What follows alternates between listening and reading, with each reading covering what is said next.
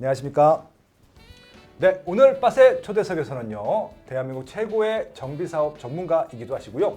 매달 정말 정비사업과 관련된 화두를 던져주셔서 모든 기자분들과 그리고 또 공공기관을 또 바짝 긴장하게 해주시는 투미부동산 부동산 주치 김재경 소장님 모셨습니다. 안녕하십니까? 네, 반갑습니다. 재개발 재건축 전문가 투미부동산 컨설팅의 김재경 소장입니다. 오늘도 갖고 온 주제가 정말 핫한 거거든요.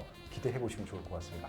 예, 오늘 어떤 이야기 해주실 겁니까? 대표적인 이슈가 하나 있죠. 네, 총선이 있습니다. 얼마 안 남았습니다. 다다음 주. 예, 그렇습니다. 네, 그 총선이 이제 진짜 다다음 주, 이제 4월 둘째 주다 보니까 10일, 예. 5만 가지 공약들이 다 나오고 있어요. 그런데 예. 사실 뭐 여러분들 다 아시겠지만 의미 없는 공약들이 너무 많아요. 이제 일반 국민들도 다 알아. 그래서 요즘 국회의원분들도요, 공약이 이게 조금 달라진 것 같긴 하더라고요. 부동산 공약이 많을 줄 아는데 생각보다는 적은 것 같긴 해요. 예, 아무튼 그렇습니다. 예.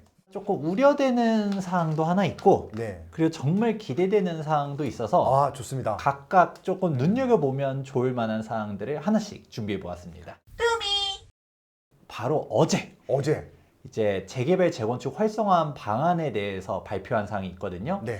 이게 사실 근래 워낙 발표들이 많다 보니까 묻혀 넘어갈 수도 있을 것 같은데, 그렇죠. 근데 내용이 정말 파격적인 사항들이어서 여러분들이 이 정비사업 활성화에 있어 정말 중요한 내용들인데 이걸 꼭 알아두면 좋을 것 같아서 한번 준비해 보았습니다. 서울시 공공기업 완화 대책, 재개발 재건축 속도 낼까? 정치인들이 5만 가지 공약들을 다 내옵니다. 뭐 하다못해 청와대를 청주로 보내자라는 얘기도 아, 나왔다. 저런 게 있었어? 난 처음 보는 건데? 저도 와. 검색하다가 나왔습니다.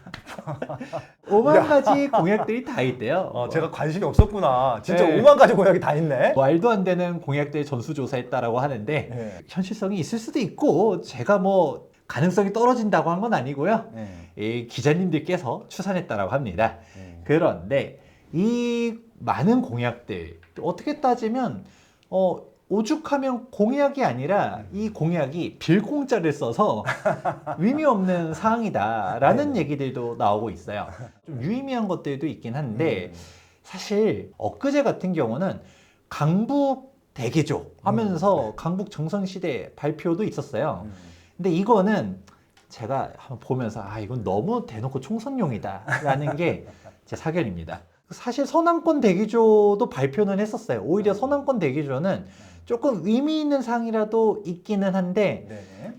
이번 강북 대기조는 사실 2040 서울 도시기본계획에서 특별하게 더 나아간 게 거의 없습니다. 애초에 기본계획 틀 내에서 움직일 수밖에 없는 것도 인지는 하는데 이미 서울시가 기본계획을 잡아놓고 거기에 대해서 세부적으로 지역별로 조금 뭐 총선 전이니까 네. 뭐라도 한마디 더 하려고 그냥 좀 있어 보이게 재포장한 게 아닐까라는 생각밖에 안 들고요. 네. 오히려 서남권 대기조 같은 경우는 적어도 서남권 주민들 중에서 가장 큰 이슈가 됐었던 뭐 고도 제한 완화라든가 그렇죠. 진짜 개선이 될지 안 될지까지는 봐야겠지만 네. 뭐 용적률 인센티브, 준공업 지역 이제 아무래도 활성화 그런 부분들은 기본 계획에 없었던 것도 있습니다라고 하겠지만 이번 강북은 너무 약한데 라는 생각도 했었죠. 네.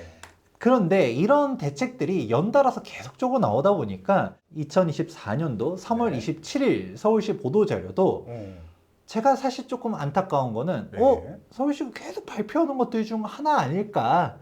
내실을 까보면 없는 것들이 되게 많거든요. 이도 네. 저도 아닌 것들. 그렇죠. 그러면 사람들이 이것도 뭐 항상 재개발 활성화하겠다라고 했었으니까 똑같은 얘기 또 하나 보다 라고 네. 생각할 수 있을 수 있기 때문에 제가 그게 아니다.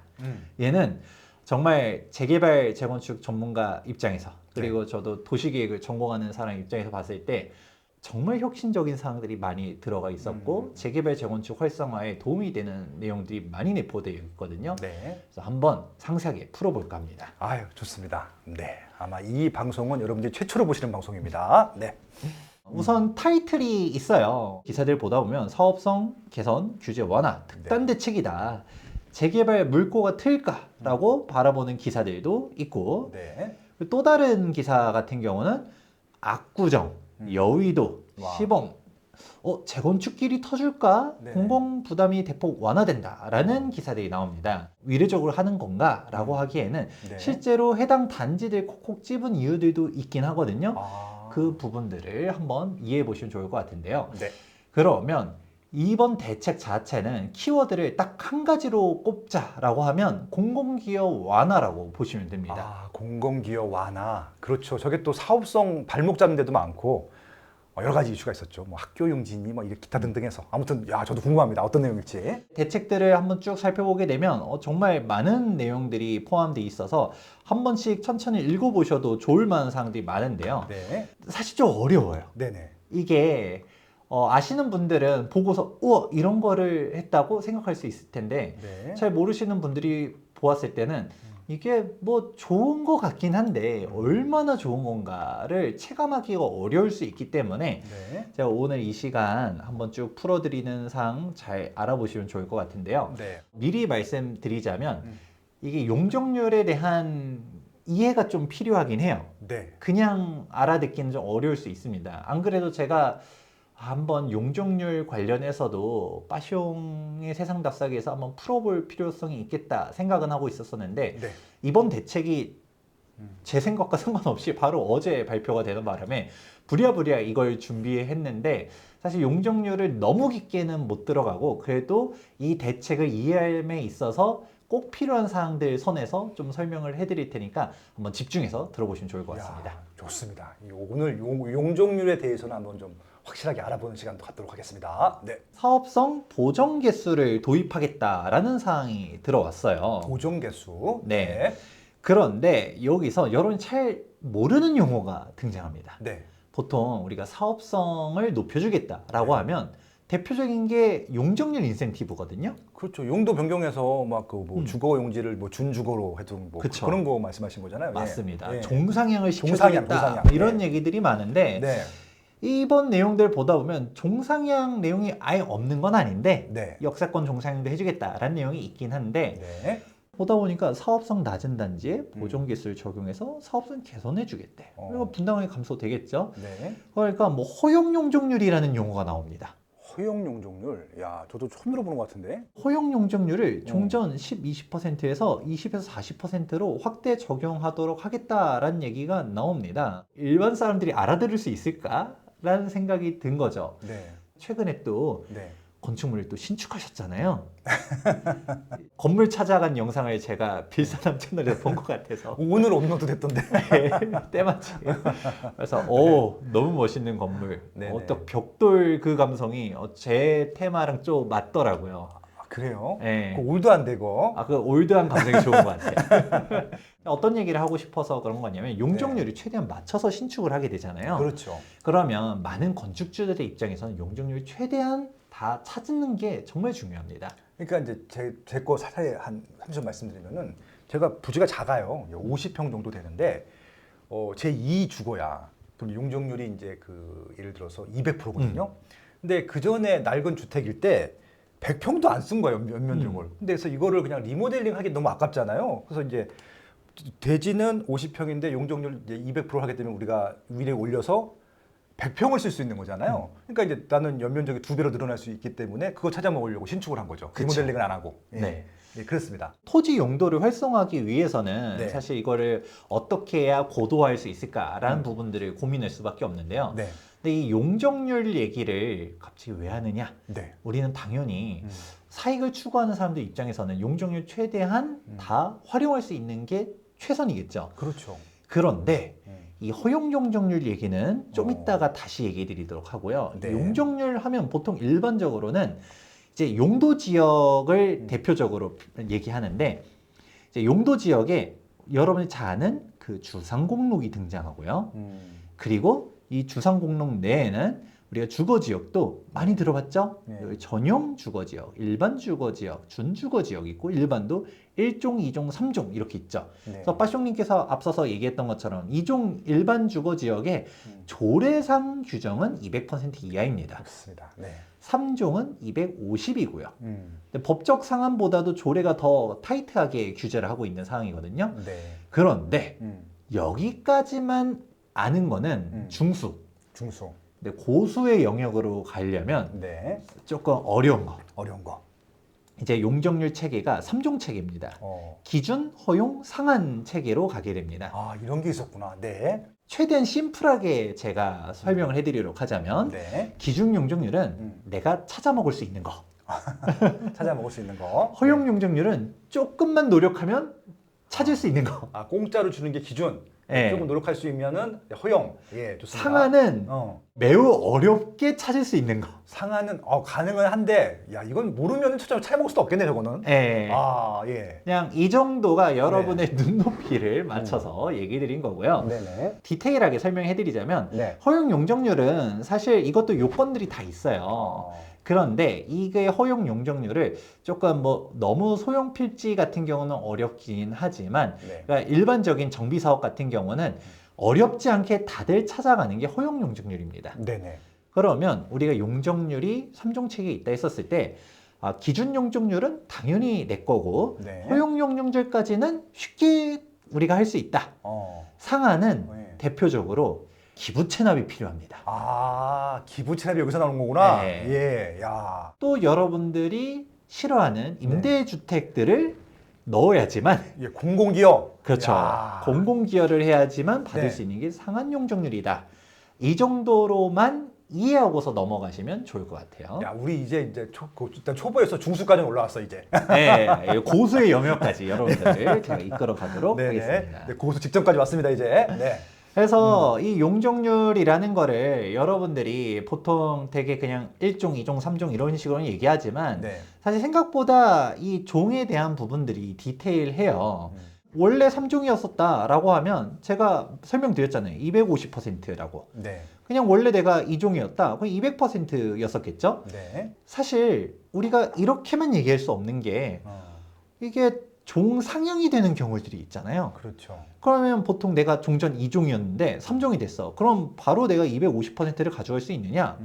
그렇지 않다라는 것입니다. 내가 2종이었는데 3종 일반으로 종상향이 됐어. 그래도 기준 용적률은 계속적으로 200이에요. 뭐가 달라지냐? 허용 용적률이 높아지는 거고요. 그리고 상한 용적률이 높아지는 겁니다. 네네. 그러니까 보통 종상향을 시켜줬다라고 하면 내 땅은 그대로였는데 서울시가 그냥 막 불로소득을 주는 것처럼 이해하는 사람들이 있어요. 그러니까 사실 반은 맞고 반은 틀렸거든요. 네네. 일단 기본적으로 종상향이 되면 좋은 거는 무조건 맞습니다. 근데 전제 조건이 있어요. 예전에 용적률 200으로 할 수 있었던 걸 그냥 250으로 해주게 되면 네. 그냥 내 사업성이 50%가 늘어났으니까 용적률 50% 지을 수 있네? 하면서 그냥 땡큐! 하면서 내 땅 비싸게 팔아야지 이거가 아니라는 거죠. 네네네. 물론 애초에 종상향의 전제 조건이 붙어있는 경우들이 보통 많아서 네. 예를 들어서 재개발하는 조건으로 해서 종상향 시켰는데 정비구역에서 해제됐다. 그러면 종은 다시 예전으로 돌아가는다든가 그런 식으로 특정한 요건들이 붙어있는 경우들이 되게 많고요. 그냥 종상향 시켜줬다 하더라도 원래 너가 그 종이 아니었던 거죠. 예를 들어 일반 상업지역으로 넘어갔다. 3종 일반인데 일반 상업으로 갔다라고 하면 2단계 점프잖아요. 네. 근데 원래 일반 상업지역이었었던 애들과 차등이 있는 거죠. 원래 일반 상업이어서 500에서 600% 지을 수 있었는데 네네. 너네 그냥 지을 수 있는 거 아니야. 원래 3종 일반이었으면 너네 원래 지을 수 있는 게 250이잖아. 네네. 그대로 아까 제가 기준 용적률은 그냥 내 거라고 했죠. 그렇죠. 네 건 똑같이 250이야. 달라진 건 없어.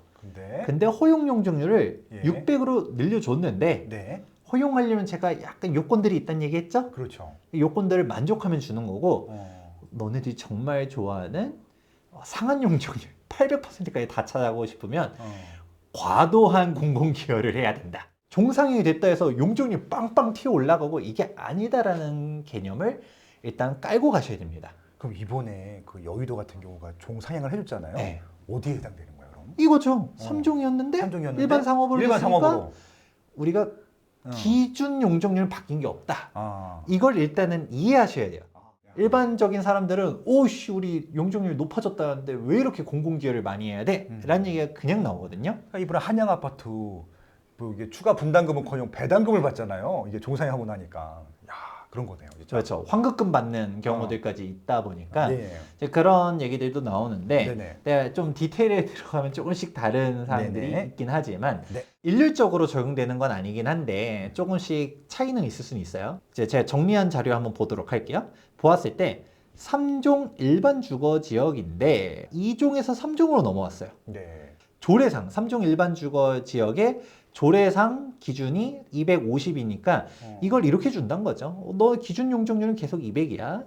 근데 허용 용적률을 230을 줄게. 상한은 250이야. 근데 우리가 준주거 지역으로 3종이 넘어갔었다라고 하면 이제 똑같이 기준은 250인데 허용은 350, 상한을 400 이런 식으로 가는 거다 보니까 여의도 말씀해 주셨잖아요. 네네. 여의도 같은 경우는 3종에서 준주거로 간 것도 있지만 네. 바로 2종을 점프해가지고 상업지역으로 간 애들도 있죠. 야.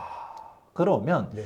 우리가 막 800까지 할 수 있어요 라는 얘기들도 있지만 그렇죠. 사실 800이 쉽지 않은 게 우리 보다 보면 이 허용 용적률과 상한 용적률을 딱 봐야 되는데 일단은 기준이 너네 애초에 맨 처음에는 3종 일반이었잖아 이렇게 갈 수도 있다는 거죠. 그러니까 이게 차이들이 있을 수는 있지만 사실 쫙 그어서 너는 원래 250이면 250이야 할 수도 있다라는 거를 인지하실 필요가 있다라는 것입니다. 가장 다이나믹하게 종상행이 된 곳이 여의도거든요. 네. 그래서 여의도 보다 보면 와 70층까지 올릴 수도 있다. 그리고 막 용적률 800%도 가능하다. 이런 얘기들이 나왔죠. 네. 근데 이게 하나는 알고 둘은 모르는 얘기인 겁니다. 아, 그렇구나. 예. 어떤 겁니까? 자, 일단 기본적으로 종상이 어떻게 됐었냐면 종전에 여의도 재건축 지역들을 보게 되면 서울, 공작, 수정 여기는 원래 상업지역이었죠. 네. 근데 다른 애들은 사실 상업지역이 아니라 3종 일반이었었어요. 아. 그런데 이게 종상향을 시켜주면서 얘네들은 왜 빼는지는 저는 이해할 수는 없지만 네. 여기는 장미, 화랑, 대교, 시범은 3종 일반에서 올라가긴 합니다. 아. 준주거로. 근데 나머지 목화, 삼부, 한양, 삼익, 은하, 미성, 광장, 예. 진주 얘네들은 일반 상업으로 2종을 무려 점프하게 됩니다. 딱 보니까 그 역세권하고 그 전철 라인 있잖아요. 전철 라인은 상업적으로 바꾼 것 같고 한 블록 떨어진 데들은 다 뺐네.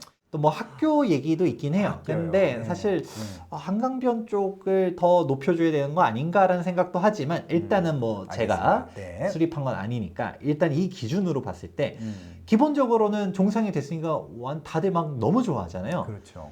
그런데 최근 기사들을 보게 되면 예. 기부 취납이 너무 많다. 여의도 재건축 초비상 이런 얘기들이 나오죠. 그렇죠. 그러니까 주민 자산의 최대 60%를 더 낼 수도 있다. 기부 채널이 너무 높다. 종상향이 불리한 거 아니냐. 이런 얘기들이 나오고 있습니다. 그러니까 특히 저 아까 그 이제 아직 주거 그 상업적으로 안 바뀌는데 시범 단지가 불만이 제일 많은 것 같더라고요.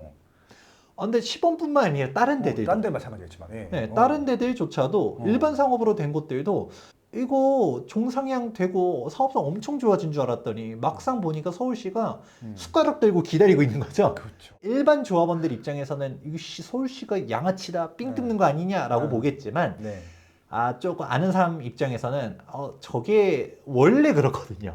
서울시가 멋대로 그냥 올려주고 이럴 수 있는 것도 아닙니다. 예. 법체가 그렇다 보니까 네. 최근에 드디어 고시가 났습니다. 2024년도 2월 1일자로 이제 여의도 아파트 지구 단위 계획안이 이제 고시가 되었는데 와. 특별계획구역에서 아파트별로 쭉쭉쭉쭉쭉 있죠. 네. 한번 제가 사례를 하나 가져왔어요. 네. 해당 지역 같은 경우는 우리가 제일 중요한 게 용적률이잖아요. 그럼 네. 용적률 한번 살펴볼게요. 네. 해당 단지는 일반 상업지역이랑 그리고 3종 일반 주거지역이 섞여 있어요. 일반 상업지역이 많지 않고 조금 있었는데 이게 대표적으로 이해하기 좋을 것 같아서 한번 가져온 케이스 보게 되면 일반 상업지역으로 종상이 되긴 됐는데 기준 용적률이 몇이에요? 230밖에 안 돼요.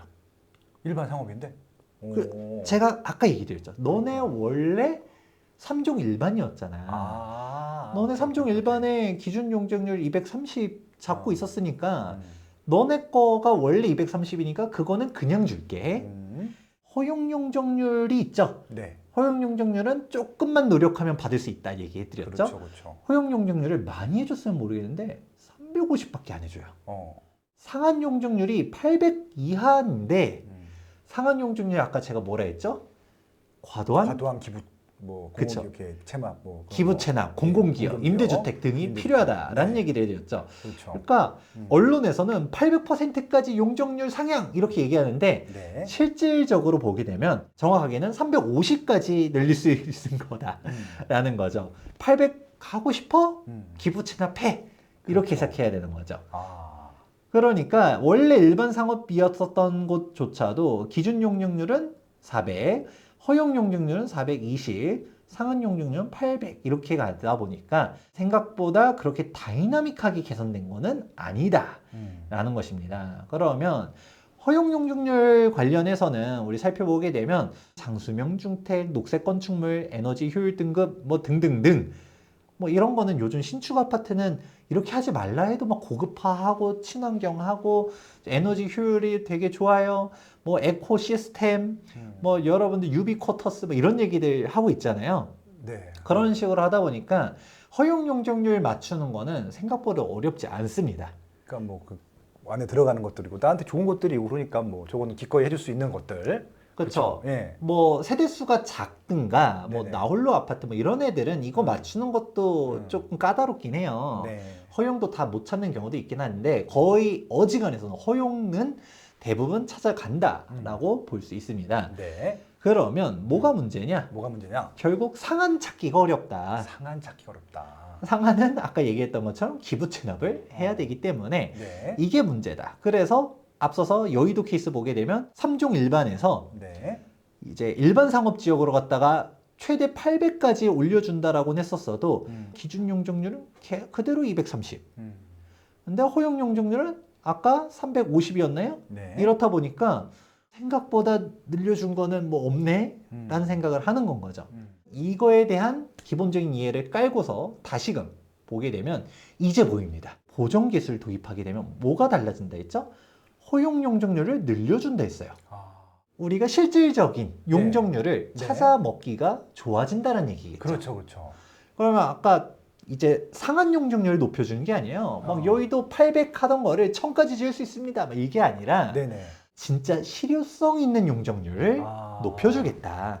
그러니까 아까 뭐 여의도가 350이었었다라고 했는데 이거를 갖다가 더 높여줘서 예를 들어 허용 용적률을 갖다가 500으로 늘려준다라고 예를 들어 보면 이거는 진짜 꿀팁인 거죠. 임대주택이라든지 이런 과도한 공공기여랑은 상관없이 할 수 있는 게 등장했다라는 겁니다. 아, 나 일단 소름이 끼쳤어. 이거 솔직히 할까 이게 왜 우리한테 좋은 건지 헷갈렸었는데 이게 차근차근 기준 허용 상한 딱 듣고 나니까 이거 괜찮은 거네. 네, 그렇죠. 예. 분양과 임대 뭐 이런 거 있었을 때 임대가 줄어드니까 좋은 건가 보다 네네. 생각은 하는데 언뜻 보면 사실 허용을 근데 늘려주는 건 이게 뭔 상관이야 싶을 수 있거든요. 그렇죠. 왜냐면 최종 상한 용적률은 그대로예요. 그렇죠. 그런데 서울시가 이게 이런 사항들은 네. 법적인 기준이 있다 보니까 법을 어떻게 할 수는 없잖아요. 네네. 서울시 내에서 어떻게 해야 사업성을 완화해 줄까라고 하다 보니까 허용 용적률을 더 높여줘야겠다라는 생각들을 하는 거죠. 네. 이게 한 번에 이해하기는 어려울 수 있으니까 그러니까 한번 자세히 다시 한번 보셔도 좋을 것 같습니다. 지금까지 어떤 얘기냐면요. 아까 이제 허용 용적률이 있고 상한 용적률이 있잖아요. 허용 용적률은 우리가 그냥 웬만하면 다 받을 수 있는데 상한 용적률을 받으려면은 지금까지는 과도한 기부 체납, 과도한 공공 기여를 했어야 되는데 과도한 기부 체납이나 공공 기여하지 않고 우리 노력으로 조금 더 받을 수 있는 그게 허용 용적률이 2배로 증가했잖아요. 이거 이해 못하세요? 그럼 조금 더 들어보시죠. 네. 저는 이해 다 했어 이제. 네, 그래서 허용 용적률을 상향시켜주는 게 정말 중요하다라는 그러네요. 말씀을 우리 여지가 더 해드리고 생긴 있습니다. 거예요. 예. 물론 여의도가 이게 적용될지는 미지수예요. 네. 서울시 보도자료 같은 경우 보다 보면 네. 일단 대표적인 케이스는 아무래도 노원구, 어. 도봉구 이런 곳들 같이 사업성이 부족한 곳들 있죠. 그렇죠. 이런 데들 노도관, 금강구, 재개발, 재건축 어려워요. 이런 데들에게 네. 이런 허용 용적률 상향에 대한 보정 기수가 진입될 가능성이 매우 높고요. 근데 막상 서울시가 어제 이제 기자회견 한 거 영상을 보다 보니까 네. 야, 안 그래도 기자분들이 막 질문을 해요. 이거 너무 자의적인 거 아니냐? 어디까지 적용이 되느냐? 뭐 이런 얘기 했었을 때 실제로 어떻게 적용될지 모르겠지만 우리가 긍정적으로 보게 되면 이제 그때 행정2 부시장님께서 발표를 했거든요. 네. 일단은 강남 성구는 어려울 거고 그렇죠. 강남을 제외한 지역들은 가능성이 있다 정도도 얘기를 했어요. 그렇게 생각해 보면 당장 여의도가 이게 적용될 거라고 보기는 어려운데 제가 봤을 때 여의도는 아마 적용이 안 될 것 같습니다. 네. 좀 뭐 기자님들한테도 물어보고 했었을 때 네. 여의도까지는 어렵지 않을까요? 하는데 근데 여의도도 생각보다 사업성이 잘 안 나와요. 뭐요? 뭐 이러면 어쨌든 서울시가 자위권을 가지고 있는 거니까 자위적으로 적용할 수 있으니까 뭐 여의도도 아까 말한 허용 용적률을 쭉 올려줄 수도 있다라는 그쵸. 생각도 해보시면 좋을 것 같고요. 좋네요. 네. 기본적인 사항들은 아무래도 사업성이 안 좋았었던 애들 중심적으로 해주는다라는 부분인데 대표적인 케이스가 네. 상계주공 5단지 저희 투미TV에서도 되게 상세하게 설명한 적 있었잖아요. 네네. 여기 분담금이 5억이야. 집값이 5억인데 분담금이 5억이야. 막 이러면서 막 산으로 갔었는데 지금 집값이 5억이 안 돼. 지금 더 떨어졌나요? 그러니까 지금 집값보다 추가 분담금이 더 높아. 그런 거죠 이제. 그렇죠. 네. 아주 짧게 네. 요약을 하자면 음. 결국은 핵심은 대지지분인데 대지지분이 너무 낮았다. 네. 12평밖에 안 되는데 신축 아파트를 지었을 때 33평형에 대한 평균 대지지분이 12평입니다. 그렇죠. 그건 대지지분이 12평인데 33평형을 지으면 일반 분양이 없다는 얘기죠. 네. 그렇다 보니까 상계주공 5단지는 종전 용적률이 93%인데 299%로 왔다가 200% 넘게 늘어나요. 그렇죠. 그러면 우와 너무 좋은 거 아닌가? 라고 했는데 그쵸. 문제는 네. 상계주공 5단지가 1.5룸이었던 거고 그렇죠. 그렇죠. 그리고 세대수가 무려 840세대였습니다. 그러다 보니까 조합원이 너무 많았고 평균 대지율이 낮았던 거다. 그래서 건축 심의 난 거 보게 되면 네. 분양 세대수가 840세대. 네. 즉 일반 분양이 제로다. 제로다. 그런데 공공기여를 해야 돼. 세대수는 늘었잖아요. 996세대인데 네네. 했더니 공공 분양만 네. 156세대다. 그렇죠. 그렇죠. 여기가 용적률 종상향이 된 거잖아요. 네. 그래서 여러분들이 앞선 내용을 이해하고 보면 여기도 종상향하다 보니까 네. 임대주택 짓고 뭐하고 하다 보니까 실질적으로 남는 게 없었네 라는 얘기를 하는 거죠. 그런데 여기 상계주공 5단지가 결국 파행으로 왔잖아요. GS랑 싸우고 뭐하고 이러고 하다 보니 이게 어떻게 될 것이냐 라고 했을 때 서울시도 고민을 많이 했겠죠. 특히 상계주공 5단지는 신통기획으로 간 거였거든요. 그러니까 더 빨랐죠. 그러니까 네. 우리가 성공적인 케이스를 만들어 줘야 되는데 신통기획 갔더니 이거 뭐 공공 임대주택만 짓고 네. 주민들은 부담금 폭탄이 떨어지고 왜 주민들 돈으로 임대주택 짓냐 뭐 이런 얘기들이 나오죠. 그렇다 보니까 서울시가 고민하다가 이게 법의 테두리를 벗어날 수는 없고 허용 용적률을 높여줘야겠다 생각을 한 거라고 저는 생각을 해요. 그러면 최대 용적률 300을 초과하기는 어렵잖아요. 그렇죠. 그러니까 이 내에서 움직이는데 아무래도 허용 용적률을 높여주게 되면 이 공공 분양의 일부가 일반 분양으로 일반 돌아설 바뀐다. 수가 그쵸, 있겠다. 그쵸. 그러면 사업성이 좀 더 완화될 가능성이 있고 여기는 또 논외지만 조합원들이 다 33평이 신청했기 때문에 일반 분양이 없는 것도 있거든요. 설계를 한 25평을 좀 늘려버리면 네. 일반 분양이 또 여기서 나올 수도 있고 뭐 그런 케이스가 있습니다. 두 번째 케이스도 그러면 연결돼서 허용 용적률에 대한 사항들이 나오거든요. 네.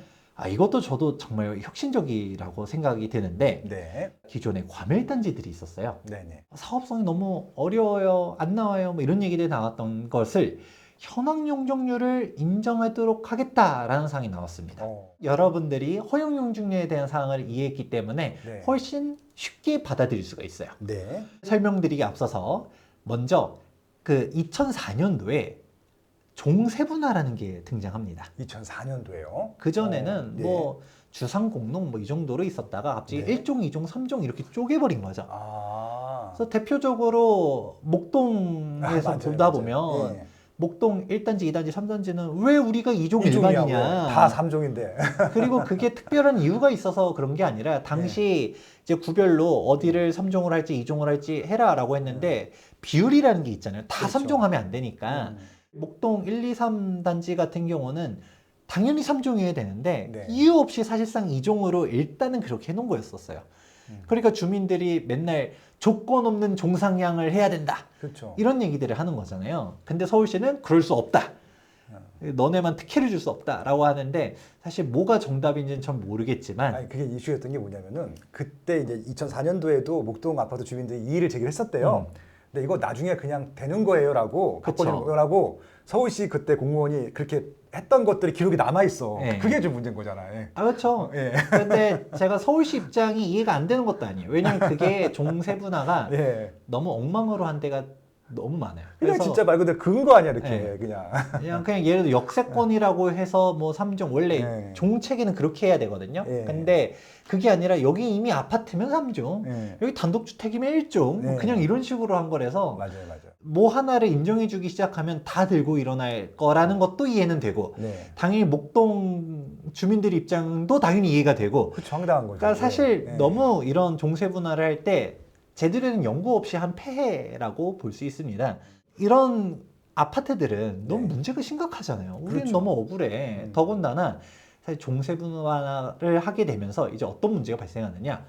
예를 들어 3종 일반이다 라고 네. 하면 이제 기본적으로는 250%예요. 네. 근데 나는 이미 300%로 아파트가 지어졌어. 음. 종세분화 이전에. 네. 그러면 재건축을 하게 되면 어떻게 될까요? 용적률이 깎이겠죠. 그럼 저런 아파트 꽤 많을걸 요즘? 예, 네. 맞아요. 예. 나는 300으로 이미 옛날 옛적에 예. 이런 규제 있기 전에 300으로 지어졌어. 맞아요.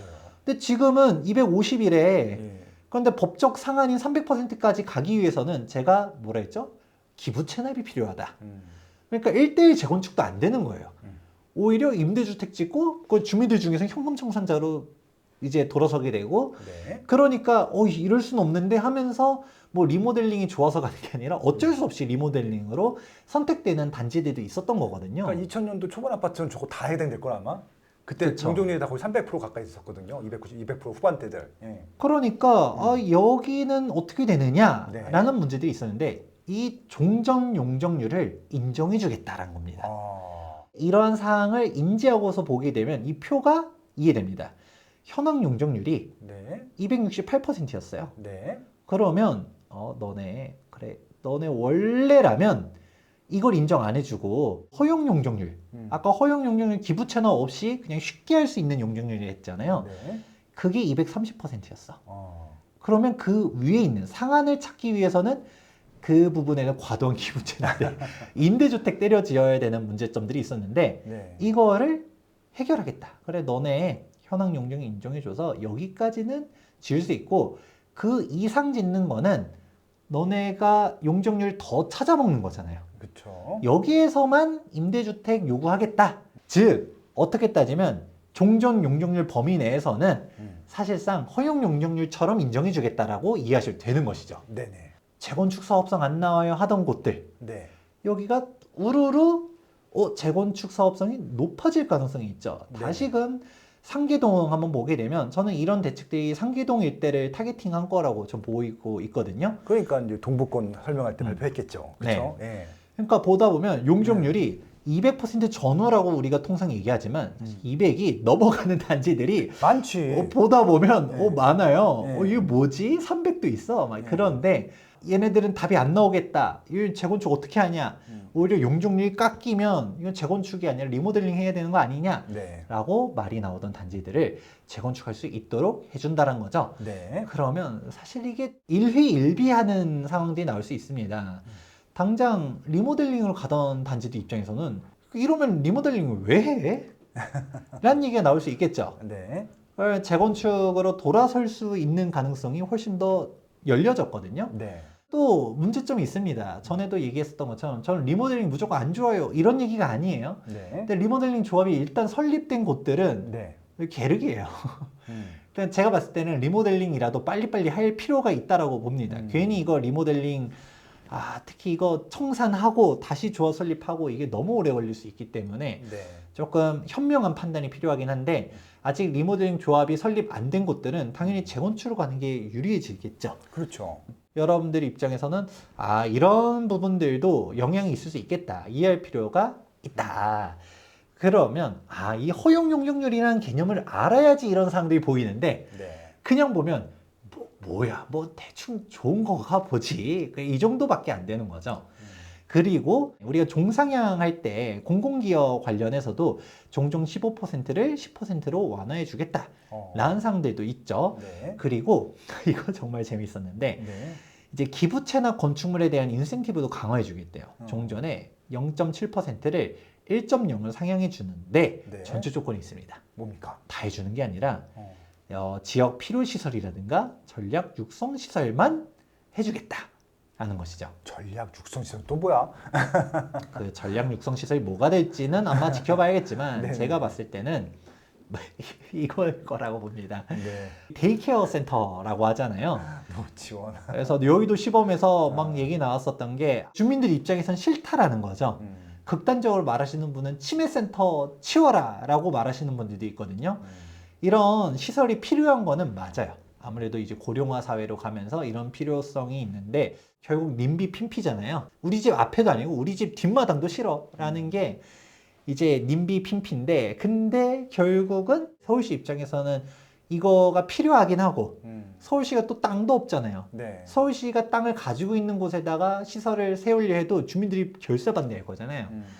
이 서울시 부지에 아니 지을 시설이 얼마나 많은데 우리가 싫어하는 시설을 넣는 거를 치워라 라는 얘기가 나오다 보니까 네네.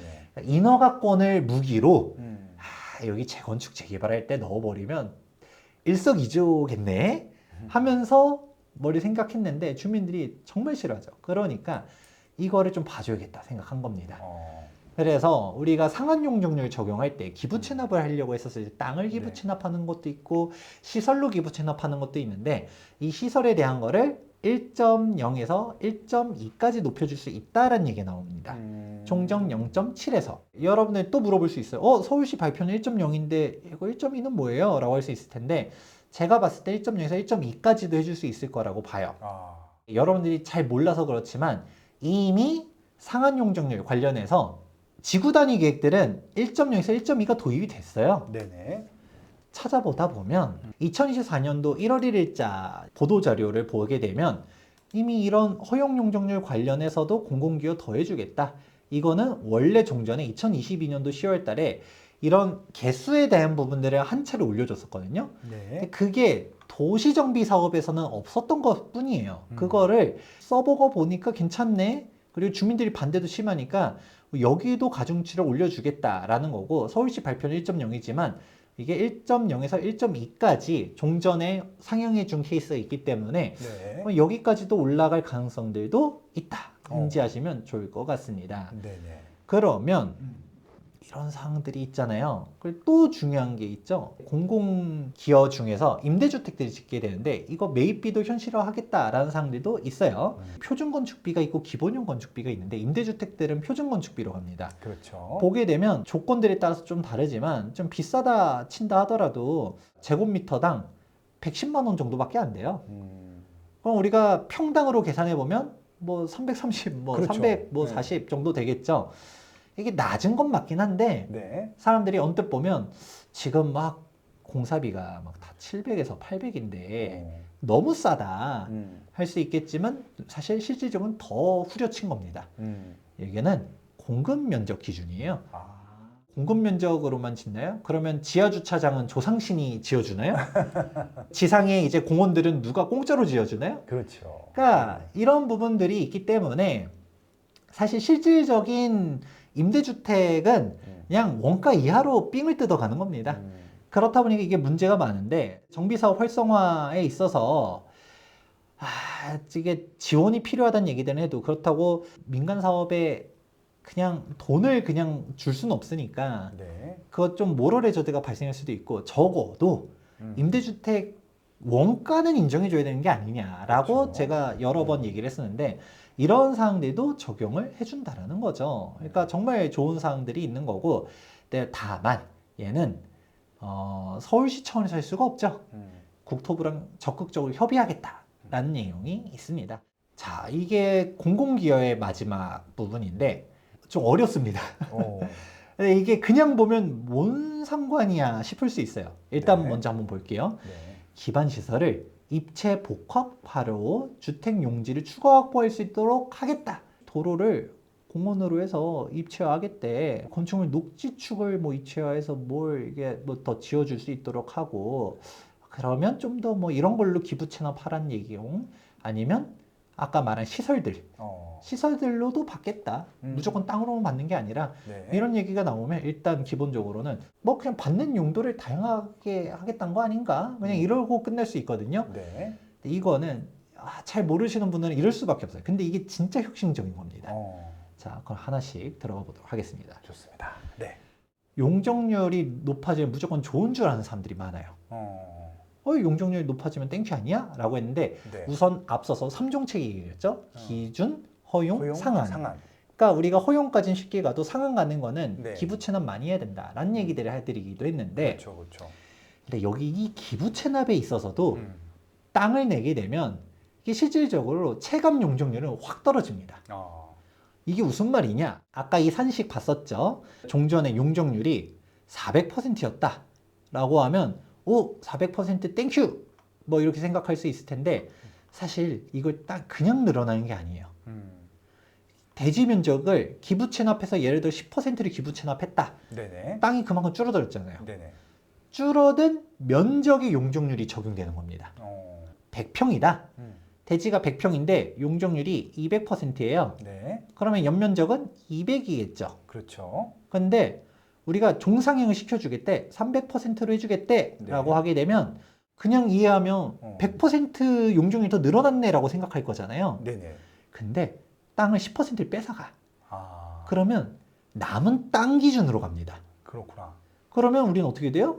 270이죠. 연면적은. 네네. 그러면 실질적인 체감 용적률은 100%가 늘어난 게 아니라 70%밖에 안 늘어났다는 겁니다.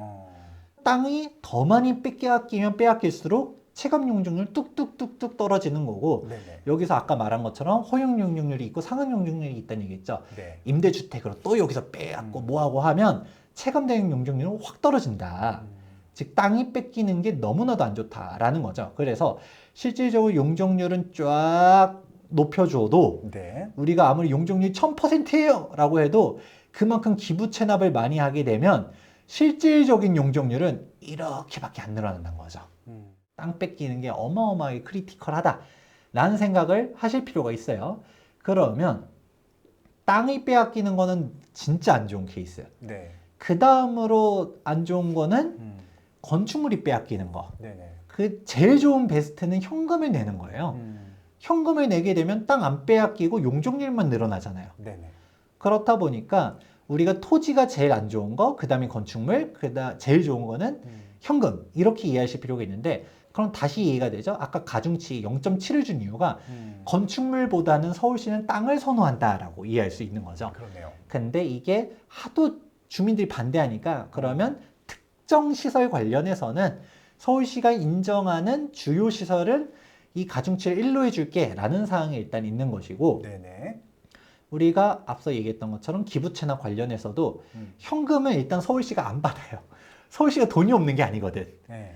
아니 돈 받아봤자 뭐해. 그걸로 다시 땅 사고 지어야 되잖아. 그렇죠, 그렇죠. 경기도나 지방 같은 경우는 돈이 없어서 돈으로 받는 케이스도 있다라고 하는데 네. 아니면 서울시 내에서도 너무 짜투리 땅은 받아서 뭐해요. 그렇죠, 그렇죠. 그러니까 현금으로 받는 케이스도 있지만 서울시 내에 있는 재개발 재건축들은 현금으로 받는 케이스가 없습니다. 다 땅이나 시설로 받는데 대부분 땅이죠. 근데 땅으로 받는 게 제일 안 좋은 케이스. 근데 시설로 받는다 했었을 때도 그냥 땅 위에 건축물 지어서 뭐 이렇게 가는 경우도 있지만 요즘은 복합적으로 가는 거. 건축물 내에서 일부를 내는데 완전히 건축물만 냈을 때도 우리가 땅보다는 괜찮지만 이것도 조금 마이너스 중 하나가 그만큼 지분이 있잖아요. 내가 임대주택을 지었어요. 그러면 사람들이 임대주택 건물만 넘기는 줄 아는데 네. 그 임대주택이 깔고 있는 대지 지분도 우리가 사실 주는 거는 다름없거든요. 그래서 100% 우리가 땅이 빼앗기는 것보다는 낫지만 건축물로 주는 것도 썩 바람직한 거는 아니다. 그러면 제일 좋은 거는 현금이라는 얘기했죠. 현금을 안 받는다는 얘기했죠. 그렇죠. 근데 시설물 중 서울시가 원하는 시설물을 받는다는 얘기가 얼마나 좋은 거냐면 네. 대표적인 케이스 중 하나가 성수 전략정비구역도 신석통합기획안 발표하면서 와 강병로 앞을 덕계공원화를 하겠다고 합니다. 그렇죠. 고수부지를 그냥 한 번에 그냥 걸어서 하겠다. 뭐 그런 거죠. 여기 공사 비용도 사실 몇 천억이 들어갈 거란 말이죠. 어마어마하겠죠. 그럼요. 이거를 1, 2, 3, 4지구 조합원들이 각자 이제 n분 해가지고 내가지고 네. 이렇게 지을 건데 네. 주민들 입장에서는 우리가 그냥 쉽게 설명하면 어차피 기부 체납해야 되는 거 덕기공원으로 하게 되면 강변북로 소음 문제도 해결되고 앞마당 공원 되잖아요. 그렇죠. 주민들도 좋아지고 그런 고급화도 할 수 있고 우리가 기부 체납 어차피 하고 이렇게 가자라고 했지만 여기에 좀 더 아는 사람들은 획기적으로 좋아지는 게 여기 시설물이 위치하고 있는 땅은 누구 땅이에요? 국공유지죠. 그렇죠. 기부채납 받는 거니까. 예. 그러니까 내 땅 면적이 줄어드는 게 아니죠. 그렇죠. 사실상 물론 나도 어느 정도 땅을 토해내는 것도 있긴 하겠지만 네. 이렇게 많은 면적을 우리가 시설로서 기부 체납하는 거는 우리가 지어줄 뿐이지 사실상 현금으로 기부 체납하는 거랑 비슷한 효과를 낼 수 있는 거죠. 네, 그러네요. 그러면 종상향으로 인한 용적률 인센티브는 땅이 줄어들지 않기 때문에 극대화할 수 있다. 성수 전략 정비 구역 안에 대한 이제 정비 계획 안도 최근에 공람 공고가 떴거든요. 네. 변경이 되었어요. 2024년도 2월 달인데 종전에는 우리가 일부 지하와 여기는 공원으로 이렇게 있었던 것을 이게 딱 이렇게 덮개로 만든다고 하죠. 그러면 그냥, 예. 원래는 내 공원이 들어갈 거가 줄어들었죠. 물론 이쪽에 공원들이 들어가서 실질적으로 땅 줄어든 면적이 얼마나 되는지도 보긴 봐야겠지만 서울시가 이렇게 기부 체납을 요구하는데 적어도 다른 쓸데없는 것들은 요구를 덜 할 가능성이 높겠죠. 그러네요. 그런 부분들도 고려하게 되면 훨씬 낫다. 시설로 내는 게 무조건 좋은 거고 또 다른 케이스 중에서는 아마 압구정도 노린 거라고 생각을 합니다. 압구정도 보게 되면 덕계공원 하는 것도 있고 네. 또 여기 이게 뭐예요? 한강 보행교. 보행교 짓는 것도 있죠. 네. 근데 보행교를 주민들이 격렬히 반대하면서 이거 무산될 수도 있다 뭐다 뭐 이런 말들도 있어요. 주민들이 너무 싫어하니까. 근데 제가 솔직히 말하면 이 보행로는 좀 문제가 많아요.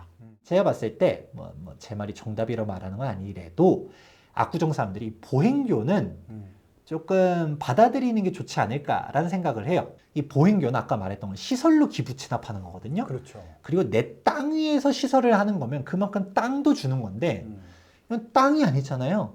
이 건립 비용이 예를 들어 몇 천억 들어간다 하면 그것도 물론 억울할 수는 있어요. 네네. 근데 서울시가 예를 들어서 보행교가 취소됐어. 가만히 있을까요? 다른 걸 요구하겠지. 다른 걸 요구하겠죠. 아까 말한 건 상한 용적률 찾아가고 싶으면 임대주택 지어.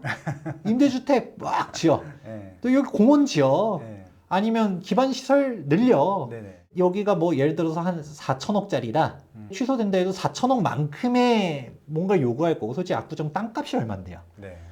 솔직히 땅으로 내는 것보단 이게 훨씬 더 싸게 먹힌다. 대지 지분이 줄어들게 되면 실질적인 용적률도 줄어들기 때문에 훨씬 더 좋다라는 얘기를 좀 이해하실 필요가 있는데 네. 이제 주민들한테 설명하기 좀 어렵죠 이게. 저거 그때 그 유현준 그 교수님 형이 그 설명해 주시는 거 한번 들었었는데 삼조합장 거기 회의 총회에서 그러니까 이게 관통하는 것 말고 관통 이게 배를 가르는 거잖아요. 그래서 이렇게 우회해서 보행교 가게 하는 안을 제안했다고 하더라고요. 근데 이제 서울시에서는 그럼 많이 걸으니까. 근데 많이 걸어도 그렇게 좀 한 게 맞는 것 같긴 하더라고요. 상업시설 쭉 만들어주면 되니까. 어차피 그렇죠. 걷는데 지루하지만 않으면 되는 것들이거든. 저게 네. 뭐 몇백 미터 더 쭉 직선으로 간다고 입주민들이 좋아하는 건 아니니까. 아무튼 그런 생각을 드렸습니다. 네. 네. 바로 오늘자 기사 오늘자. 보게 되면 네. 서울시 입장은 보행교니 네. 데이케어 센터니 이거를 굽힐 생각이 없다라고 합니다. 굽힐 생각은 없는데 하도 논란이 심각하니까 네. 당근책을 좀 줬다라고 인지하실 필요가 있는 거고요. 그렇죠. 그러면 이런 사항들은 좀 특수한 케이스들이죠. 네. 이런 시설로 기부 체납하는 것보다는 네. 아무래도 이렇게 내 땅이 아닌 데다가 시설물로 기부 체납하는 게 완전 땡큐인 케이스를 할 수 있는데 네. 근데 그럼 여기 보면 여기도 반포처럼 네네. 여기 덕계공원 이런 게 있는데 한강변은 이렇게 할 수도 있겠지만 그렇죠. 일반적인 케이스들은 이거 못하는 거 아니에요? 네. 라고 할 수 있겠죠. 근데 이것도 보면 여기 잘 보면 도로랑 네. 공원을 일체화해서 도로도 덕계공원 하는 안이 있어요. 네. 다 해줄 것 같진 않은데 활용할 수 있으면 이거 활용하는 게 무조건 좋습니다. 그렇죠. 이걸 활용한 케이스 중 대표적인 게 바로 어디 있냐? 그 유명한 아크로 리버파크가 있습니다. 그렇죠. 아크로 리버파크를 잘 보다 보면 여기 점점점점점 뭐 있는 거 보이시나요? 네. 이 공간이 네. 도로예요. 맞습니다. 그러면 우리가 실제 사진을 한번 보게 되면 이렇게 생겼어요. 완전 지하는 아니고 반지하처럼 살짝 내쳐가면서 네. 완전히 지하로 해서 해버리면 공사가 많이 되잖아요. 좀 밑으로 낮추고 여기는 약간 둔치처럼 네. 좀 겉에서는 레벨을 좀 맞추는 거는 이제 건축적인 기술이겠죠. 네. 해서 평지처럼 좀 왔다 갔다 할 수 있게 되면 아크로 리오파크 1단지, 네. 2단지 될 뻔한 거를 똑같은 단지로 만들 수 있죠. 그리고 주민들 입장에서는 여기 소음 문제 해결하고 그렇죠. 기부 체납도 이렇게 하고 또 단지 고급화되고 이게 또 공원되고 하면 얼마나 좋아요. 우리가 수색증산 뉴타운도 가보게 되면 어쩔 수 없는 도로들이 있어요. 이렇게 남겨야 되는 도로들. 여기가 단지가 1단지, 2단지 쪼개지게 되고 그렇죠, 그렇죠. 여기 또 옥수동도 보게 되면 여기를 길을 없앨 수는 없으니까 네네. 1단지, 2단지 쪼개지게 되고 물론 기술적으로 뭐 이런 산동네는 어려울 수는 있겠지만 예를 들어서 둔치처럼 쫙 연결을 해줬다. 훨씬 더 쾌적해지지 않을까요? 또 하나 단지가 되면 관리사무소를 하나만 들 수 있어요. 그렇죠. 근데 단지가 쪼개지게 되면 관리사무소를 각각 두도록 법이 되어 있습니다. 아이고, 이것도 그렇죠. 또 비용이거든요. 맞아요. 그래서 사실 이런 부분들을 잘 활용해 보면 아주 효율적으로 할 수 있고 가장 핵심은 용적률에서 사람들이 잘 모르는 게 땅이 빼앗기는 건 진짜 큰 문제다. 그렇죠. 땅이 빼앗기는 거는 피해야 된다. 돈으로 해결하는 게 최고인데 돈을 일단 서울시가 안 받아주고 네. 시설물로 받는데 임대주택이나 이런 거는 그래도 대지 지분이 빼앗기니까 조금 뭐 차선택 정도지만 제일 베스트는 사실상 현금으로 내는 효과를 할 수 있는 이런 국공유지 위에서 약간 기부 체납 서울시가 그래 이런 것도 뭐 윈윈이겠네 하는 것들이 있으면 재빨리 받는 게 일거양득이다라는 얘기를 해드립니다. 네, 좋습니다. 2번 정도 돌려보시면은 네. 굉장히 도움이 될 것 같아요. 그래서 이런 사항들이 정말 많이들 들어가 있는 거고요. 나머지는 좀 간단하게 재개발 지정 요건도 완화해 주긴 했어요. 이렇게 그동안 접돌 요건도 4m 도로에서 6m 도로로 해서 종전에는 재개발 안 됐었던 지역들도 많이 확대할 수 있도록 해주겠다라는 네. 사항들이 있었었고 최근에 2024년도 일시 부동산 대책에서 노후도 요건도 완화해 줬잖아요. 이거랑 시너지를 낼 수 있다라는 거죠. 재개발하려고 했었을 때는 우리가 노후도, 호수밀도, 과소필지, 접돌 이런 요건들이 있는데 국가 차원에서 해주는 것도 있고 서울시 차원에서 할 수 있는 것도 해주다 보니까 네. 재개발 지역 요건이 훨씬 더 지정되기 수월해지겠다. 그리고 산자락 관련해서도 높이 규제도 완화해주면서 점점 더 재개발할 수 있도록 해주겠다라는 사항도 있습니다. 결론적으로 좋은 내용들이 많다는 건 알겠어. 근데 최종적으로 이로 인해서 재개발 재건축이 활성화될 수 있느냐라는 네. 거는 한계가 있죠. 그렇죠. 아무래도 지금 정비 사업들이 활성화 잘 안 되는 거는 공사비가 너무 올라가고 시공사들도 리스크 관리하면서 잘 입찰 안 하고 이런 부분들이 시너지를 일으켜서 그런 거잖아요. 금리 문제도 있고 네. 그런 상황에서 결국 제가 이제 종전에 2024년도 재개발 재건축 전망에서 설명해 드리긴 했었지만 네. 사업성 입지, 분담금 납부 능력 중 네. 셋 중 하나라도 충족하지 않으면 네. 못 갈 거다라는 그렇죠. 얘기를 했습니다. 맞습니다. 네. 그렇다 보니까 사실 서울시의 이 방안이 뭐 못 가던 재개발이 확 가고 못 가던 재건축이 확 가고 이러기는 어렵지만 그렇다고 해서 서울시의 이러한 노력을 폄하할 수는 없다고 봅니다. 그렇죠. 적어도 서울시 차원에서 할 수 있는 노력들을 하는 거죠. 즉 사업성이 이것 때문에 살아났어 우린 가야 이런 건 아니지만 사업성을 개선시킬 수 있는 요건들을 많이 넣어줬기 때문에 그 서울시도 법적인 요건을 바꿀 수는 없잖아요. 서울시가 할 수 있는 노력들을 정말 많이 했다. 네네. 골든타임이라고 보거든요. 주택 공급에 있어서 2024년도, 2025년도까지는 그래도 공급을 좀 하는데 네. 2026년 되면 공급 절벽이 와요. 그러네요. 그래서 지금 빠르게 주택 공급 드라이브를 넣어야 되는 거지 여기서 멈춰버리면 끝나버리는데 서울시가 이러한 노력들을 하고 있다라는 부분 관련해서 저는 진짜 박수 쳐주고 싶다. 네. 뜬구름 잡는 정책들도 있지만 네. 이번 정비사업 정책은 정말 신경을 많이 썼다라는 생각이 드는 대책이라고 마무리해보고 싶습니다. 서울시가 하고 있는 노력들은 이제 알겠습니다. 알겠고 분명히 이제 이것들로 혜택을 볼 때도 있고 보지 못할 때도 있을 텐데 일단은 그 전에 그 평평하게 싸우던 것들이 조금은 좀 화해의 여지가 생기지 않았나 그런 생각이 들기도 합니다. 아무튼 1부 멋지게 정리해 주셨고요. 2부는 어떤 얘기 해주실 겁니까? 1부는 네. 조금 이런 쏟아지는 공약 중에서 네. 좋은 점을 얘기했다면 네. 2부는 우려점을 얘기해볼까 합니다. 네, 역시 2부는 또 이제 굉장히 또 논란이 될 수 있겠군요. 좀 민감할 수 있습니다. 알겠습니다. 2부 어떤 얘기일지 한번 귀 쫑긋 하고 좀 잠시 후에 뵙도록 하시죠. 감사합니다.